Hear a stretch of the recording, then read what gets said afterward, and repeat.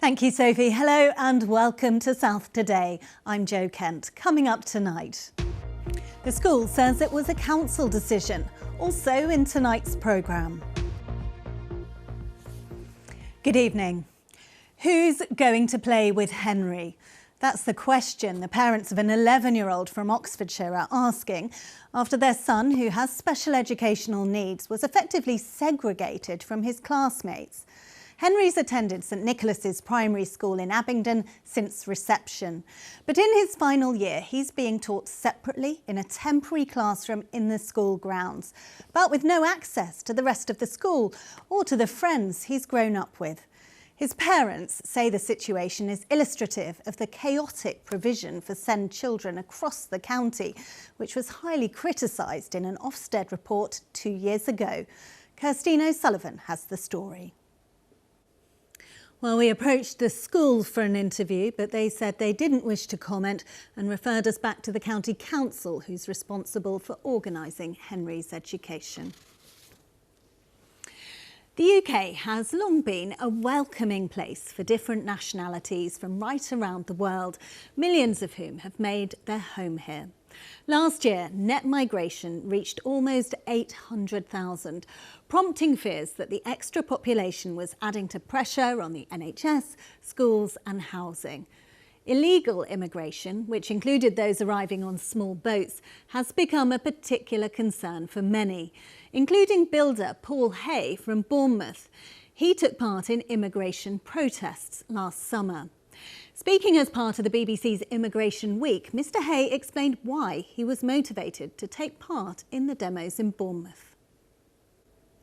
Well, a little earlier, I spoke to Dr Emily Stiles. She's a senior lecturer in history at the University of Winchester. And I started by asking her why the immigration debate often left people feeling so angry. And personally, you've gone on that journey, haven't you? Your understanding has changed. As many as 30 ambulances with patients inside have been known to queue outside A&E at Portsmouth's QA hospital while they wait for beds. It meant ambulance staff could spend most of their shift off the road. Now a new emergency department is helping to keep them on the road. Our health correspondent Alistair Fee has been out with one of the teams from South Central Ambulance Service. A woman has been charged with murder following the death of a 2-year-old girl who was found in a Hampshire pond. The King has visited the Portsmouth-based aircraft carrier HMS Prince of Wales this afternoon.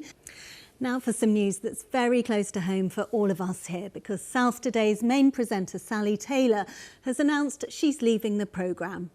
Don't miss that one for Sally's send-off. Now you're watching South Today. Thanks for your company. Do stay with us. There's plenty more to come, including the sport with Fern, when it's...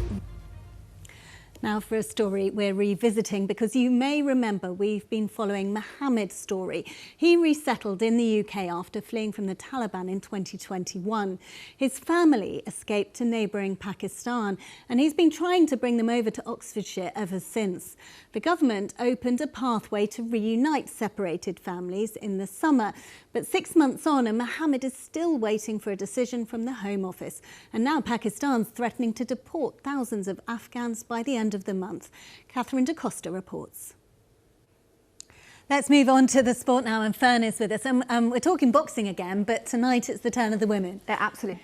Thanks very much, Alexis. Well, that is all from us this evening. Sally will be here for South Today for you tomorrow. Do join her then.